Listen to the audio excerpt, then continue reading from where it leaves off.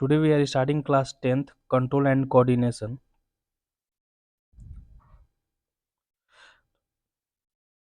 देखिए control and coordination. तो all living organism response to their various stimuli like heat light cold touch pressure etc. तो देखिए जितने भी लिविंग ऑर्गेनिज्म हैं वो रिस्पॉन्स करते हैं. अगर मान लीजिए हम ही लोग को कोई टच करता है तो उस टाइम हम लोग रिस्पॉन्स करते हैं कि फील होता है हम लोग को कि कोई टच कर रहा है. या तो फिर अगर कोई भी हीट ऑब्जेक्ट को टच करते हैं या तो इलेक्ट्रिसिटी हम लोगों को कभी करंट लग जाता है तो उस टाइम अपने हाथ को हम लोग तुरंत हटाते हैं उस चीज़ को. तो जितने भी लिविंग ऑर्गेनिज्म है ना वो रिस्पॉन्स करते हैं वेरियस सिस्टमली. कहीं से हीट आ रहा है या लाइट देखते हैं या कोल्ड अभी ठंडे लग रहा है या टच कोई करे या प्रेशर, तो ये सबसे हम लोग क्या करते हैं अपने आप कोऑर्डिनेट करते हैं, उससे कंट्रोल करते हैं. जैसे एग्जाम्पल में क्या बता रहा है कि withdrawal of hand on touching a hot object. तो जैसे ही हम लोग कोई हॉट ऑब्जेक्ट को टच करते हैं तो अपने हाथ को हटा लेते हैं. तो controlling and coordination in animals, इसमें हम लोग control and coordination in animal के बारे में देखने वाले हैं. It is boast about the all the animals with the help of two main system. तो जितने भी एनिमल्स है ना वो दो मेन सिस्टम होते हैं हर एक एनिमल्स के बॉडी में. एक होता है आपका नर्वस सिस्टम जिससे अपने बॉडी को वो कंट्रोल एंड कोऑर्डिनेट करेंगे, और दूसरा होता है इंडोक्राइन सिस्टम. देखिए जितने भी एनिमल्स होते हैं उनमें दो मेन सिस्टम होते हैं कंट्रोल एंड कोऑर्डिनेशन के लिए. पहला होता है नर्वस सिस्टम और दूसरा होता है इंडोक्राइन सिस्टम. तो नर्वस सिस्टम में हमारा तीन चीज आता है. आपका पहला ब्रेन, फिर second spinal cord and third हज नेटवर्क ऑफ ए नर्व्स. तो पहला हमारा ब्रेन हो गया, दूसरा स्पाइनल नेटवर्क और हमारा नेटवर्क ऑफ नर्व्स. ये तीन चीज आते हैं. ब्रेन हमारा ये आप देख रहे हैं फिगर में पार्ट्स ऑफ ह्यूमन ब्रेन. तो ये हमारा पहला ब्रेन हो गया. सेकंड में हमारा जो स्पाइनल कोड होता है स्पाइनल नेटवर्क, ये इस फिगर में आप देख सकते हैं कि ये बीच से कैसे ये हमारा जो वर्टिब्रेट है बैकबोन है यहाँ से स्पाइनल कोड इसके अंदर से पास होता है. और थर्ड हमारा नेटवर्क ऑफ नर्व. आप देख सकते हैं कि कितना नेटवर्क पूरे बॉडी में कैसे फैला हुआ है हर एक पार्ट्स में. ठीक है. तो हमारा नर्वस सिस्टम का फंक्शन क्या होता है? नर्वस सिस्टम का पहला फंक्शन है to receive the information from the environment, कि वो इंफॉर्मेशन रिसीव करेगा इन्वायरमेंट से. कैसे? मान लीजिए अगर कोई भी हीट ऑब्जेक्ट को हम लोग टच करते हैं, ठीक है, या हम लोगों के हाथ में करंट लगता है, तो वो पहले तो उसको जैसे ही टच करेंगे तो वो इंफॉर्मेशन कलेक्ट हुआ, वहां से रिसीव हुआ. ठीक है. जैसे ही किसी भी चीज़ हीट ऑब्जेक्ट को या करंट लगता है तो उस इंफॉर्मेशन को हम लोग वहाँ पे कलेक्ट किए, रिसीव किए इंफॉर्मेशन को. और उसके बाद second the receive the information from the various part of the body. ठीक है. तो ये नर्व सिस्टम में नर्व नेटवर्क का वर्क ही क्या है पूरे ये नर्वस सिस्टम में, कि पहले हमारा उसको रिसीव करेगा इंफॉर्मेशन को, एंड सेकंड उसको रिसीव इंफॉर्मेशन को पूरे बॉडी पार्ट्स में उसको भेजेगा ब्रेन के पास, and act accordingly to the through the muscles and gland. और उसके हिसाब से फिर वो अपना फंक्शन करेगा, वर्क करेगा. जैसे मान लीजिए कोई भी हॉट ऑब्जेक्ट को हम लोग टच करते हैं तो वहाँ पे क्या होता है, उसको जैसे ही टच किए तो वहाँ पे हम लोग इंफॉर्मेशन कलेक्ट हुआ, वहाँ से फिर हमारे स्पाइनल कॉर्ड ब्रेन के पास इंफॉर्मेशन जाएगा और उसी हिसाब से फिर वहाँ पे वर्क होगा और हम लोग अपने हाथ को वहाँ से हटा लेंगे. तो यहाँ पे मेन आता है स्टिमुली. स्टिमुली है क्या? ठीक है. तो स्टिमुली जो भी चीज़ हम लोग रिस्पॉन्स जो भी चेंजेस हमारे इन्वायरमेंट में होते हैं, जैसे देखिए any changes in the environment to which the organism response is called stimuli. कोई भी चेंजेस जो हमारे इन्वायरमेंट में होते हैं जिसके हिसाब से हम लोग रिस्पॉन्स करते हैं, जैसे टचिंग ए हॉट प्लेट, तो वो भी एक स्टिमुली हो गया जहाँ पे हम लोगों को हॉट टच हुआ. ठीक है. करंट लगा या कोल्ड, अगर कोई भी मान लीजिए आइस हमारे आकर हाथ में रख जाता, तो वो सब क्या है, वो इन्फॉर्मेशन तुरंत ब्रेन के पास गया, तो वही क्या है, स्टिमुली है. ठीक है. स्टिमुलस है, स्टिमुली दोनों बोल सकते हैं. अब रिस्पॉन्स क्या होता है? रिस्पॉन्स जैसा मान लीजिए हम लोगों को स्टिमुली मिलेगा वैसा ही हम लोग रिस्पॉन्स करेंगे. जैसे अगर करंट लगा तो वैसा स्टिमुली का सब तुरंत अपने हाथ को हटा लेंगे. या तो फिर अगर कोई आइस हाथ में रख दिया या कुछ भी मतलब जो भी चीज़ हमारे इन्वायरमेंट में कोई भी रिएक्शन होता है उसी हिसाब से हम लोग रिस्पॉन्स करते हैं. तो the reaction of our body to stimulus, जैसे example withdrawal of our hand on touching a hot plate. तो वो हॉट प्लेट को जब टच करते हैं तो वो तो हमारा क्या होता है, स्टिमुली होता है. लेकिन वैसे उसके बाद जस्ट हम लोग अपने जब हाथ को हटा लेते हैं, विथड्रॉल आवर हैंड्स, तो वहाँ पे क्या होता है, वो रिस्पॉन्स हुआ उस स्टिमुली के अगेंस्ट. ठीक है. एंड अब आते हैं हम लोग कोऑर्डिनेशन किसको कहते हैं, the working together of various organ of the body of and the organism in A proper manner. ठीक है। तो क्या बोल रहा है कि जो working together of various organ, जो हम अब देखिए हमारा बॉडी है, तो हमारा बॉडी में कोई भी चीज़ करने के लिए बहुत सारे ऑर्गन वर्क करते हैं साथ में, ठीक है। तो जो क्या बोल रहा है कि working together of various organ, जो बहुत सारे ऑर्गन जो हैं वो साथ मिलकर जो वर्किंग करते हैं हमारे बॉडी में, एक प्रॉपर मैनर में हमारे बॉडी में वर्क करते हैं सारे ऑर्गन्स मिलकर to produce appropriate reaction to stimuli is called coordination, ठीक है। अब जैसे आप ही सोचिए ना कि किसी हॉट प्लेट को अगर हम लोग टच किए तो यहाँ क्या क्या वर्क, कौन कौन सा ऑर्गन काम किया। पहले तो हमारा ये जो स्किन है वो उसे उसे टच किया, फिर वो रिस्पॉन्स करेगा स्पाइनल कोड, ब्रेन को, फिर ब्रेन से फिर इंफॉर्मेशन उसके हिसाब से रिस्पॉन्स दिया जाएगा कि यहाँ पे अपने हाथ हटा लेना है। तो बहुत सारे ऑर्गन इसमें इन्वॉल्व हो गए इसी चीज़ में। तो यहाँ पे क्या हुआ, यही कोऑर्डिनेशन है कि बहुत सारे ऑर्गन जब मिल के साथ में काम करते हैं एक प्रॉपर मैनर में और किसी भी स्टिमुली के अप्रोप्रिएट में अपने आप को प्रोड्यूस करते हैं, तो उसको क्या बोलते हैं, coordination. The working together of various organs of the body of the organ in A proper manner, एक प्रॉपर मैनर में वेरियस ऑर्गन हमारे वर्क कर रहे हैं और प्रोड्यूस कर रहे हैं अप्रोप्रिएट रिएक्शन टू स्टिमुली, ठीक है, उसको कोऑर्डिनेशन कहते हैं। तो उसके पहले देखिए जो हमारा रिसेप्टर क्या होता है। अब सोचिए हमारा जो हॉट प्लेट को हम जब टच किए या करंट लगा कुछ भी हुआ, तो यहाँ पे कुछ तो ऐसा चीज़ होगा ना जो इस चीज़ को इन्फॉर्मेशन को रिसीव किया। तो जो इस इन्फॉर्मेशन को रिसीव करता है वही रिसेप्टर है। तो स्पेशलाइज्ड टिप होते हैं कुछ नर्व सेल्स में हमारे जो ये सब चीज़ को फ़ील करते हैं, ठीक है। देखिए हम लोग तो बचपन से पढ़ते आ रहे हैं कि हम लोग के 5 बेसिक सेंस ऑर्गन होते हैं, ठीक है। कौन-कौन से, ear, eyes, nose, skin and tongue. तो हर एक ये सेंस ऑर्गन में कुछ रिसेप्टर्स होते हैं जो इस चीज़ को वो कैरी करते हैं, रिस्पॉन्स करते हैं इस पे, रिसेप्टर पे। तो रिसेप्टर में देखिए पहला आपका रिसेप्टर आता है जो ईयर में होता है, हम लोगों के कान में होता है फेनो रिसेप्टर, ठीक है। वो ईयर में होता है, इसका फेनो रिसेप्टर का क्या काम है, sense the bonds body balance, ये हम लोग का बॉडी को बैलेंस करता है, ठीक है। सेकंड हमारा आता है फोटो रिसेप्टर, जो आई, जो सेंसिएशन ऑफ साइट, जिसकी वजह से हम लोग देख पाते हैं, उसमें आई में हमारे फोटो रिसेप्टर होते हैं। अब आते हैं हमारे olfactory रिसेप्टर जो हमारे नोज़ में होते हैं, वो सेंस द स्मेल, ठीक है, वो स्मेल को डिटेक्ट कर पाते हैं। एंड फिर आता है हमारा थर्मो रिसेप्टर, रिसेप्टर आपके हमारे स्किन में होते हैं। ये देखिए थर्मो रिसेप्टर स्किन में होते हैं जो सेंस करते हैं किसी भी टच को, पेन को या हीट को, ये सब जो हमारे स्किन में होते हैं। एंड गैस्ट्री रिसेप्टर होते हैं हमारे टंग में जो सेंस करते हैं टेस्ट को। तो यहाँ पे हम लोगों ने 5 टाइप्स के रिसेप्टर देखा। पहला फेनो रिसेप्टर जो सेंस करता है, हमारे बॉडी को बैलेंस करता है, साउंड को सेंस करता है, फेनो रिसेप्टर। सेकेंड में हमारा फोटो रिसेप्टर जो हमारा सेंस ऑफ साइट, जिसकी वजह से हम लोग देख पाते हैं। एंड हमारा थर्ड में आता है रिसेप्टर ओल्फैक्टरी रिसेप्टर, नोज, जिसकी वजह से sense of smell. And fourth में आता है थर्मो रिसेप्टर जो स्किन में होते हैं, जो सेंस ऑफ टच, किसी भी चीज़ को टच कर, कोई हम लोगों को टच करता है तो थर्मो रिसेप्टर से ही हमारे वो ब्रेन से होकर या स्पाइनल कोड के पास जाएगा। तो सेंस ऑफ टच, पेन और हीट। एंड 5 में आता है गैस्ट्रो रिसेप्टर जो टंग में होते हैं, सेंस ऑफ टेस्ट, ठीक है। एंड अब आते हैं हम लोग देखिए न्यूरॉन। देखिए नर्व सेल्स में होता क्या है, ये देखिए न्यूरॉन है। न्यूरॉन पढ़ने से पहले ये समझिए स्ट्रक्चर ऑफ नर्व सेल और न्यूरॉन, इसी को बोलते हैं। ये देखिए 9th क्लास में आप लोग पढ़े होंगे, हम लोग पढ़े थे आप लोग कि ये जो सबसे लॉन्गेस्ट सेल होता है वो नर्व सेल होते हैं, तो यही नर्व सेल होते हैं। ये जो न्यूरॉन होते हैं ना पूरे बॉडी में फैले होते हैं, इसका साइज जो होता है आपका 1 मीटर होता है, ठीक है। तो इसमें 3 मेन पार्ट्स होते हैं न्यूरॉन में। ये जो आप फिगर देख रहे हैं ये न्यूरॉन का है। इसमें 3 मेन पार्ट्स होते हैं। पहला ही जो आप ट्री जैसा स्ट्रक्चर देख रहे हैं, ट्री जैसा, वो होते हैं डेंड्राइट्स, ठीक है। ये डेंड्राइट्स होते हैं। उसके बाद आता है ये जो सेकंड वाला आता है, इसको बोलते हैं सेल बॉडी। सेल बॉडी को ही यहाँ सोमा लिखा हुआ है, ठीक है। इसको सेल बॉडी बोलते हैं। और थर्ड में होता है, यहाँ पे होता है हमारा एक्सोन, ठीक है। ये क्या है, एक्सोन, जो टेल जैसा स्ट्रक्चर आपको येलो कलर का दिख रहा है, ये क्या है, एक्सोन है। बीच में सेल बॉडी के बीच में यहाँ पे न्यूक्लियस होते हैं, ठीक है। और लास्ट में हमारा नर्व एंडिंग होता है। तो क्या बोल रहे हैं कि न्यूरॉन, अब देखते हैं शुरू से। न्यूरॉन, न्यूरॉन क्या है, it is the structural and function unit of nervous system. जो न्यूरॉन है ना, जो हमारा नर्वस सिस्टम जिस चीज़ पे काम करता है, तो ये क्या है, नर्व सेल्स पे काम करता है। नर्व सेल को ही न्यूरॉन बोलते हैं।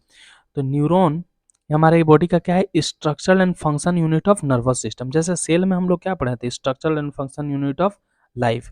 तो वो नर्वस सिस्टम का यही जो न्यूरॉन जो है ना, ये structural and function unit of nervous system है। Neuron also known as the nerve cell और द नर्व फाइबर। न्यूरॉन को हम लोग ऑल्सो नर्व सेल और नर्व फाइबर्स भी बोलते हैं, are electrically excitable the cell in the nerve system that function to process and transmit the information and the invertebrate animals. The neuron are the core component of the brain, spinal cord and the peripheral nerves. ये क्या बोलना क्या चाह रही है इसको figure से आप समझिए। जो न्यूरॉन होते हैं हमारे पूरे बॉडी पार्ट्स में होते हैं। अब मान लीजिए कोई भी आपका हाथ को टच करता है, ठीक है, जैसे ही कोई आपका हैंड को टच करेगा तो ये जो डेंड्राइट्स होते हैं ना, ये डेंड्राइट्स जो ट्री जैसे स्ट्रक्चर दिख रहे हैं, वो इस चीज़ को फील करेंगे, वहाँ से उसको रिसीव करेंगे इन्फॉर्मेशन को, और फिर ये जो आपको सोमा दिख रहा है सेल बॉडी, वो उसके पास भेजेंगे और वहाँ से ये एक्सॉन, ये जो आपको टेल जैसा येलो कलर का दिख रहा है, एक्सॉन के पास जाएगा और वहाँ से नर्व एंडिंग में जाएगा। ये जो आपको लास्ट में यहाँ पे दिख रहा है, ये नर्व एंडिंग है, ठीक है। तो यहाँ तक जाएगा, उसके बाद ये नर्व्स एक दूसरे से कनेक्टेड होते हैं, ठीक है। तो जो कनेक्टेड ये डायरेक्टली नहीं होता है, इनके बीच में एक स्पेस होता है जिसको साइनिप्स बोलते हैं। यहाँ पे आप देख सकते हैं कि ये नर्व्स और ये नर्व्स दोनों के बीच में एक यहाँ पे क्या है, स्पेस है जिसको साइनिप्स बोलते हैं। तो ये जो डेंड्राइट्स है ना, यहाँ से इलेक्ट्रिकल मैसेज आता है, ठीक है, इलेक्ट्रिकल मैसेज आता है। लेकिन जब यहाँ से दो न्यूरॉन एक दूसरे से जब अलग होंगे तो यहाँ पे जिसको साइनिप्स बोलते हैं, तो यहाँ से इलेक्ट्रिकल से वो केमिकल में चेंज हो जाते हैं, ठीक है। और केमिकल में चेंज होने के बाद जैसे ही फिर ये वाले नर्व्स ये वाले न्यूरॉन में आएंगे जिसके डेंड्राइट्स में, तो फिर से ये इलेक्ट्रिकल में चेंज हो जाते हैं और वैसे ही हमारे ब्रेन या स्पाइनल कोड के पास चले जाते हैं। फिर से समझिएगा फंक्शन कैसे करते हैं जो स्ट्रक्चर ऑफ न्यूरॉन होते हैं। पहला जो हमारा ये ट्री जैसा स्ट्रक्चर है डेंड्राइट्स, ये क्या करेगा, रिसीव करेगा किसी भी मैसेज को। अब यहाँ से ये सेल बॉडी के पास भेजेगा जहाँ पे सोमा लिखा हुआ है, ये न्यूक्लियस के पास। यहाँ से फिर ये एक्सॉन जो टेल जैसा स्ट्रक्चर है फिर नर्व एंडिंग के पास भेज देगा। लेकिन यहाँ से एक दूसरे से नर्व्स कनेक्टेड होते हैं लेकिन बीच में कुछ गैप होते हैं, ठीक है। तो ये जो गैप होते हैं ना, इनको साइनिप्स गैप बोलते हैं। तो यहाँ पे जब डेंड्राइट्स हमारा इलेक्ट्रिकली आ रहा था ये, तो यहाँ पे जब तो एक दूसरे से तो कनेक्टेड है नहीं पूरे तरह से, तो यहाँ से इलेक्ट्रिकल से थोड़ा सा केमिकल में चेंज होगा। और केमिकल में चेंज होने के बाद जैसे ही फिर दूसरे डेंड्राइट से मिलता है दूसरे नर्व से, तो यहाँ से फिर से इलेक्ट्रिकल मैसेज में वो चेंज हो जाता है और फिर चला जाता है ब्रेन और स्पाइनल कॉर्ड्स के पास। The primary component of the neuron are cell body. देखिए प्राइमरी कंपोनेंट क्या है, सेल बॉडी है जो सोमा है यहाँ पे लिखा हुआ, and the axon long cylindrical project. और ये जो है एक्सॉन आप देख सकते हैं येलो कलर का, ये लॉन्ग सिलेंड्रिकल प्रोजेक्ट होते हैं। और जो डेंड्राइट्स होते हैं जो tree like structure that receive the message from the other neuron. यही डेंड्राइट जो है ना वो अदर न्यूरॉन से मैसेज को कैरी करते हैं। बीच में ये जो साइनिप्स होता है स्पेशल जंक्शन होते हैं दो न्यूरॉन के बीच में। यहाँ पे आप देख सकते हैं लिखा हुआ साइनिप्स, ये दो न्यूरॉन के बीच में ये क्या होते हैं आपके एक न्यूरॉन, जो ये न्यूरॉन के बीच में स्पेशलाइज जंक्शन होते हैं। देखिए इसको एक बार हम फिर से अच्छे से इसको सारे को मिटाकर समझाते हैं, ठीक है, इसको समझना बहुत जरूरी है।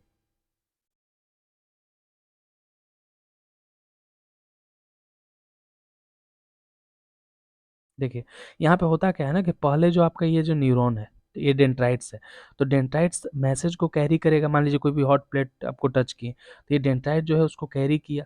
फिर यहाँ पे सोमा जो सेल बॉडी है इसके पास, यहाँ पे न्यूक्लियस जो है देख रहे हैं सेल बॉडी के पास भेजा। यहाँ से फिर ये एक्सॉन के पास जाएगा, ठीक है, एक्सॉन जो येलो वाला है। फिर यहाँ पे इसको जो गोला गोला आपको दिख रहा है ना, ये नर्व एंडिंग है लास्ट में, रूट जैसा है, तो ये नर्व एंडिंग के पास आएगा। और ये यहाँ से आने के बाद देखिए एक दूसरे से दो नर्व्स कनेक्टेड होते हैं लेकिन पूरे तरह से कनेक्टेड नहीं होते हैं, बीच में एक स्पेस होता है जिनको क्या बोलते हैं, साइनिप्स गैप, ठीक है। ये जो आप बीच के स्पेस देख रहे हैं इसको साइनिप्स गैप बोलते हैं। तो यहाँ से जो डेंड्राइट से यहाँ तक आने के लिए मैसेज वो इलेक्ट्रिकली आया था, लेकिन जैसे ही बीच में जगह होगा ना तो यहाँ पे ये केमिकल में चेंज हो जाता है। और केमिकल में चेंज होने के बाद जैसे ही उसको दूसरा डेंड्राइट से यहाँ पे मिलेगा, तो वो फिर से यहाँ से इलेक्ट्रिकली ये पास हो जाता है ब्रेन तक। ओके, अब देखते हैं। Axon is transmit a electrical signal from the cell body, cell body से देकर ट्रांसपोर्ट करेगा।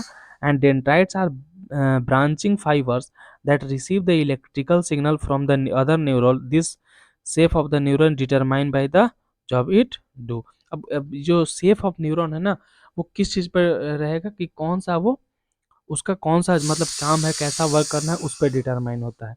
देखिए यहाँ पे साइनिप्स के बारे में लिखा हुआ है। Synapse is the point of the contact between terminal branches of axon of one neuron with the dendrites with the another neuron। देखिए ये एक मतलब बीच का जो गैप है, यहाँ पे देख रहे हैं, यहाँ पे एक नर्व्स का ये नर्व एंडिंग है और दूसरे का डेंड्राइट्स है, तो इसके बीच का जो आपको मिलेगा, जो कॉन्टैक्ट पॉइंट है एक दूसरे का, इसी को साइनेप्स बोलते हैं। अब आते हैं हम लोग देखिए रिफ्लेक्स सेक्शन। रिफ्लेक्स सेक्शन क्या है? रिफ्लेक्स सेक्शन समझने पहले सिंपल वे में ये समझिए ना कि रिफ्लेक्स सेक्शन है क्या। जैसे आप कोई भी हम लोग हॉट प्लेट टच करते हैं या इलेक्ट्रिसिटी अगर करंट हम लोग को लगता है तो हम लोग तुरंत वहां से हाथ को हटा लेते हैं, तो यही है रिफ्लेक्स एक्शन। रिफ्लेक्स एक्शन में होता क्या है कि reflex action is the automatic response of the body to stimuli. ठीक है, रिफ्लेक्स एक्शन जो है एक ऑटोमेटिक रिस्पॉन्स होता है। ऑटोमेटिक मतलब जो अचानक अपने आप हो जाए, उसको कोई कराया नहीं, जो रिफ्लेक्स। एक बात बताइए, जब आपको करंट लगता है या किसी हॉट प्लेट को छूते हैं तो क्या हम लोग ऐसा सोचते हैं क्या कि हम यहाँ पे टच हो गया तो उसको हटाएं? ठीक है, वो तो अपने आप ऑटोमेटिक रिस्पॉन्स होता है, अपने आप हट जाता है वो। ठीक है, तो यहाँ पे क्या बोल रहा है, विथड्रॉल ऑफ, इसका एग्जांपल में withdrawal of hand and knee jerk etc touch A hot plate. ठीक है, एग्जांपल हॉट प्लेट या टच हो गया, या तो विथड्रॉल ऑफ हैंड जब हम लोग कहते हैं जब किसी चीज़ को हॉट प्लेट से टच हो जाता है या करेंट लगता है तो अपने हाथ को हम लोग तुरंत हटाते हैं। ठीक है, तो यही हो गया रिफ्लेक्स एक्शन जो ऑटोमेटिक अपने आप हो जाता है। रिफ्लेक्स आर्क क्या है? The pathway taken by the nerve impulse in A reflex action is called reflex arc. ये देखो, ये रिफ्लेक्स आर्क क्या है, ये हमेशा क्वेश्चन पूछता है, ये आप लोगों को सिलेबस में है कि ये वो जो पाथवे जो इम्पल्स का रिफ्लेक्स एक्शन जो कराता है उसी को रिफ्लेक्स आर्क बोलते हैं। अब देखिए पाथवे क्या है, इस फिगर से समझिए पाथवे को। ये जैसे आपका आप देख रहे हैं कि एक यहाँ पे एक मोमबत्ती जल रहा है, ठीक है, कैंडल जल रहा है, और यहाँ से इसको यहाँ पे रिसेप्टर जो है ना वो रिसीव किया कि यहाँ पे इसका हाथ जला। अब ये जो मैसेज यहाँ पे हाथ जला, ये रिसेप्टर फील किया कि यहाँ पे मोमबत्ती की वजह से हाथ जला, तो ये देखिए आप तुरंत पास हो रहा है इसके पास। ये जो आप लाइनिंग देख रहे हैं ब्लू कलर का, ये देख रहे हैं कि आप यहाँ पर पास हुआ। ठीक है, और सेंस ऑर्गन्स, ये इस रिसेप्टर जो पहला है, ये यहाँ से पास होते होते आपका सेंसरी न्यूरॉन से यहाँ पे गया स्पाइनल कॉर्ड के पास। ठीक है, स्पाइनल कॉर्ड कहाँ, ये देखिए इसका रिफ्लेक्स एक्शन का मेन बात ये है ना कि ये ब्रेन तक जाता ही नहीं था, इतना सोचने का टाइम नहीं मिलता है कि आपको करंट लगेगा तो आप सोचकर अपने हाथ को हटाइएगा, या किसी से जलेगा किसी भी चीज़ से तो आप सोचकर हाथ हटाइए कि अब मेरा जल है तो अब हमको हटाना चाहिए, ऐसा नहीं है। वहाँ पे सीधे डायरेक्ट वो स्पाइनल कोड के पास जाएगा। स्पाइनल कोड कहाँ जा होता है, वो वर्टिब्रेट के, ये जो बैकबोन होता है हम लोगों के, उसके बीच में होता है स्पाइनल कोड, तो यहाँ पे जाएगा। ठीक है, और यहाँ पे जाने के बाद वो इंटररिएक्ट करेगा कि ये कैसा, मतलब उसके साथ क्या हुआ, और फिर तुरंत उसको यहाँ से मैसेज भेजेगा spinal cord effector to the motor neuron. ठीक है, तो वो मोटर न्यूरॉन को भेजेगा मैसेज कि तुरंत अपने हाथ को हटाओ, और हम लोग जल्दी से हाथ को हटा लेते हैं, ऑटोमेटिक हमारा हाथ हट जाता है। अब देखिए यहाँ पे लिखा हुआ है कि एक होता है सेंसरी न्यूरॉन, एक होता है मोटर न्यूरॉन, आपको लिखा हुआ कंफ्यूज कर रहा होगा। ठीक है, तो जब ये रिसेप्टर है ना, अभी हम लोग पीछे देखे तो जो रिसीव करता है मैसेज को, जैसे हाथ जला तो इसको ये रिसीव किया तो वही रिसेप्टर है। ठीक है, स्किन में हमारा होता है।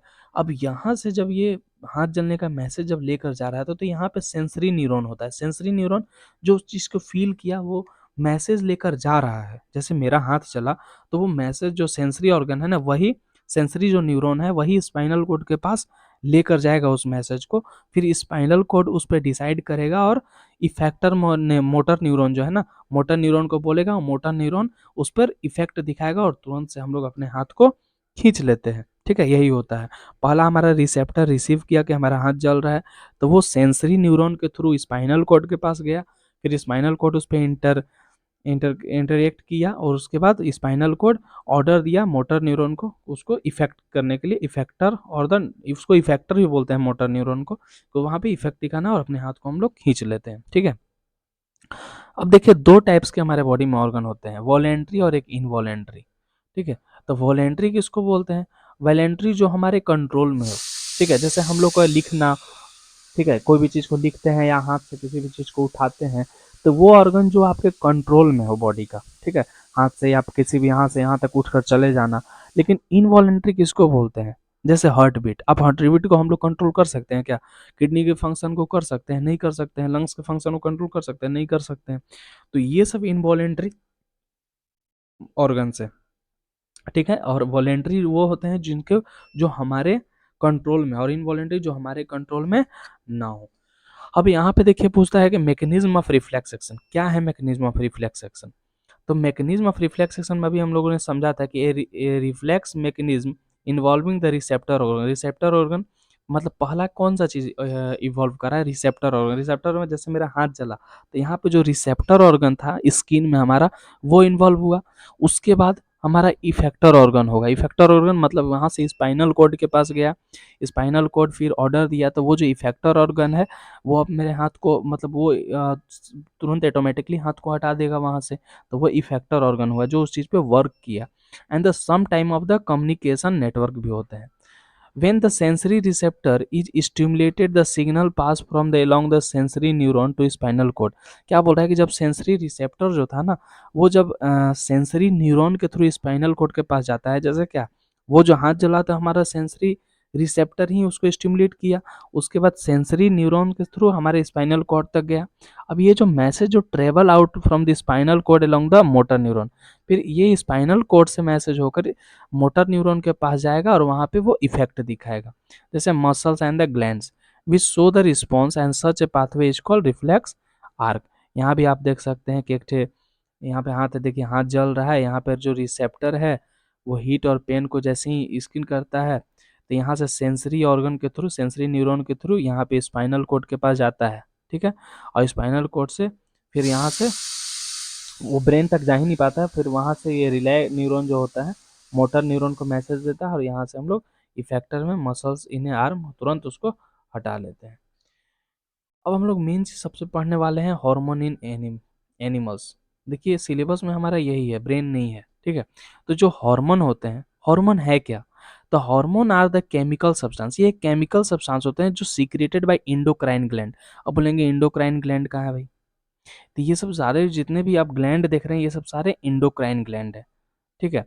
जहाँ भी आप देख रहे हैं इस फिगर में सब इंडोक्राइन ग्लैंड है, वहाँ से एक केमिकल रिलीज होता है, सीक्रेट होता है, उसी को हम लोग हार्मोन बोलते हैं, जो इंडोक्राइन ग्लैंड से सीक्रेट होता है और ट्रांसमिट होता है हमारे ब्लड में, और ब्लड से टिश्यू में, और स्पेसिफिक इफेक्ट दिखाता है। जैसे पहला आप यहाँ पे अपने आप देख रहे होंगे कि यहाँ पे तीन हमारे जो स्कल है वहाँ पे तीन ठे दिख रहा है आपको, हाइपोथैलेमस दिख रहा है, पिट्यूटरी दिख रहा है, पीनल ग्लैंड दिख रहा है। तो यहाँ पे देख लेते हैं हम लोग hormone, endocrine gland and function सबका। तो जो हमारा ग्रोथ हार्मोन है ना, ये जो पिट्यूटरी ग्लैंड है, यहाँ से आप देख सकते हैं कि यहाँ पे दिया हुआ है पिट्यूटरी ग्लैंड। पिट्यूटरी ग्लैंड हमारा ग्रोथ हार्मोन को रिलीज करता है। कौन सा हार्मोन को रिलीज करेगा? ग्रोथ हार्मोन को। ग्रोथ हार्मोन का क्या फंक्शन है? ये हमारे बॉडी को रेगुलेट करता है, ग्रोथ एंड डेवलपमेंट को, ठीक है ना। इसी की वजह से हमारा बॉडी जो है ग्रोथ करता है और डेवलप करता है। ग्रोथ हार्मोन की ही वजह से हमारा बॉडी ग्रोथ करेगा और डेवलप करेगा। और ये कहाँ से रिलीज होता है? किस ग्लैंड से? पिट्यूटरी ग्लैंड से, ठीक है। सेकेंड में आता है हमारा थायराइड ग्लैंड। थायराइड ग्लैंड हमारे गला के पास होता है, ठीक है, नेक के पास होता है। देखिए ये थायराइड एंड पैराथायराइड ग्लैंड इसको कहते हैं, ठीक है। तो ये जो थायराइड ग्लैंड है इससे एक हार्मोन थायरोक्सिन निकलता है। थायराइड ग्लैंड से थायरोक्सिन हार्मोन निकलता है। अब इसका क्या काम है ना कि ये कंट्रोल करता है कार्बोहाइड्रेट को हमारे बॉडी में। जो कार्बोहाइड्रेट है उसको कंट्रोल करेगा, प्रोटीन को करेगा, और फैट मेटाबॉलिज्म को हमारे बॉडी को कंट्रोल करता है। थायराइड ग्लैंड से थायरोक्सिन हार्मोन निकलता है। जो थायराइड ग्लैंड है यहाँ पे होता है, देख सकते हैं आप, नेक के पास। और ये कंट्रोल करता है थायरोक्सिन हार्मोन, ये रिलीज करेगा और कंट्रोल करेगा carbohydrate, protein and fat and metabolism. अब एक आता है हमारा इंडोक्राइन ग्लैंड। एड्रीनल ग्लैंड, ठीक है। एड्रीनल ग्लैंड, एड्रीनल ग्लैंड क्या रिलीज करता है? एड्रीनल हार्मोन को रिलीज करता है। जो एड्रीनल ग्लैंड है वो एड्रीनल हार्मोन को रिलीज करता है। एड्रीनल ग्लैंड आपका किडनी के ऊपर होता है जस्ट, ठीक है, यहाँ पे आप देख सकते हैं। यह जो एड्रेनलिन है वो किडनी के ऊपर होता है, जो एड्रेनलिन हार्मोन को रिलीज करता है, एड्रेनल ग्लैंड। ये प्रिपेयर करता है body to deal with the emergency situation, ठीक है। कोई भी इमरजेंसी सिचुएशन से हमारे बॉडी को ये संभालता है, ठीक है। अब आता है हमारा पेनक्रियाज, यहाँ पे आप देख सकते हैं पेनक्रियाज, ठीक है। पेनक्रियाज क्या करता है? ये इंसुलिन हार्मोन को रिलीज करता है। जो पेनक्रियाज है ना, पेनक्रियाज इंसुलिन हार्मोन को रिलीज करेगा, और इसका ये काम है कि ये रेगुलेट करता है ब्लड शुगर लेवल को, ठीक है। अगर किसी को ब्लड शुगर का बीमारी है, किसी को मान लीजिए शुगर लेवल ज़्यादा हो जाता है, तो इसका मतलब उसके पेनक्रियाज पेनक्रियाज से इंसुलिन कम रिलीज हो रहे हैं, ठीक है। इसीलिए आप देखेंगे कि अगर किसी का कंडीशन बहुत ख़राब हो जाता है, शुगर लेवल बहुत ज़्यादा बढ़ जाता है, जिसको कंट्रोल नहीं कर पाएंगे, तो इसीलिए उसको मसल्स में इंसुलिन का इंजेक्शन लेना पड़ता है हमेशा, ठीक है। तो ये जो पेनक्रियाज है ना, यही इंसुलिन हार्मोन को रिलीज करेगा, जो रेगुलेट करता है ब्लड शुगर लेवल को। एंड अब हमारा होता है यहाँ पे, आप देखते हैं टेस्टिस। टेस्टिस होता है मेल में, ठीक है। लड़का लोग में टेस्टिस होता है, एंड ओवरी होता है हमारा फीमेल में, गर्ल्स में ओवरी होता है। तो ये जो टेस्टिस है, टेस्टिस क्या करता है, causes the development of the sexual organ, ठीक है। टेस्टिस हमारा रिलीज करता है टेस्ट्रोजन हार्मोन को, टेस्टोस्टेरोन, ठीक है। टेस्टिस जो हमारा, जो मेल में टेस्टिस होता है, वो टेस्टोस्टेरोन हार्मोन को रिलीज करता है, जो सेक्सुअल ऑर्गन को डेवलप करता है, पेनिस को, ये सबको। And the secondary sexual character in male, sperm को रिलीज करवाएगा, यही सब। और ओवरी जो होता है ना, वो फीमेल में होता है, जो एस्ट्रोजन एस्ट्रोजन हार्मोन को रिलीज करता है। ओवरी जो फीमेल में होता है, गर्ल्स में होता है, जो causes the development of sexual organ and secondary sexual character. जैसे गर्ल्स का 12 13 ईयर में ब्रेस्ट का इन्लार्जमेंट होना, मेंस्ट्रुएशन साइकिल होना, ये सब एस्ट्रोजन हार्मोन के रिलीज से ही होता है। अब देखिए, आयोडीन जो साल्ट है, ये बहुत नेसेसरी होता है। देखते हैं आप लोग आयोडीन साल्ट का कितना एडवर्टीजमेंट होता है। तो iodine salt is a necessary because thyroid gland need to iodine. ये जो थायराइड ग्लैंड, जो नेक के पास जो ग्लैंड है ना, इसको क्या आयोडीन का ज़रूरत होता है, नीड्स होते हैं to make a thyroxine hormone बनाने के लिए, जो हेल्प करता है, रेगुलेट करता है कार्बोहाइड्रेट, फैट और प्रोटीन को रेगुलेट करता है। तो थायराइड ग्लैंड से थायरोक्सिन हार्मोन रिलीज होने के लिए उसको आयोडीन साल्ट का ज़रूरत होता है, ठीक है। अब अगर मान लीजिए आयोडीन साल्ट का अगर कमी हो जाता है, तो थायरोक्सिन हार्मोन तो रिलीज नहीं हो पाएगा अच्छे से। तो उसकी डिफिशियंसी से जो गोइटर रोग होता है, जिसको घेंगा रोग हिंदी में कहते हैं, गोइटर गोइटर कहते हैं, जिससे गला स्वेल हो जाता है नेक हमारा, उसको गोइटर हो जाता है। फॉर एग्जाम्पल, अब हम लोग देखते हैं कुछ डायबिटीज़। जो डायबिटीज़ अभी शुगर लेवल का बीमारी है ना, ये बहुत आम बीमारी है अब तो, ठीक है, डायबिटीज़। ये क्यों होता है? It is due to the deficiency of insulin hormone, ठीक है। अब इंसुलिन हार्मोन अभी हम लोग देखे थे ना, कि यहाँ पे जो है पेनक्रियाज जो है इंसुलिन हार्मोन को रिलीज करता है, जिसकी वजह से रेगुलेट करता है ब्लड शुगर लेवल को, ठीक है। तो it is due to deficiency of insulin hormone secreted by pancreas that is responsible to lower and control the blood sugar level, जो ब्लड शुगर लेवल को कंट्रोल करता है, ठीक है। एंड अब आते हैं इसके ट्रीटमेंट पे। तो डायबिटीज़ को हम लोग कैसे ट्रीटमेंट कर सकते हैं डायबिटीज़ पेशेंट को? तो common diabetes can be the control by, जो मतलब लो लेवल पे है, ज़्यादा नहीं बढ़ा है, उसको मेडिसिन से कर सकते हैं, ठीक है। और अगर बहुत ज़्यादा अगर बढ़ गया ना डायबिटीज़, तो उसमें इंसुलिन हार्मोन को लेना पड़ता है पेशेंट को, वो मसल्स में लेते हैं। Okay, thanks.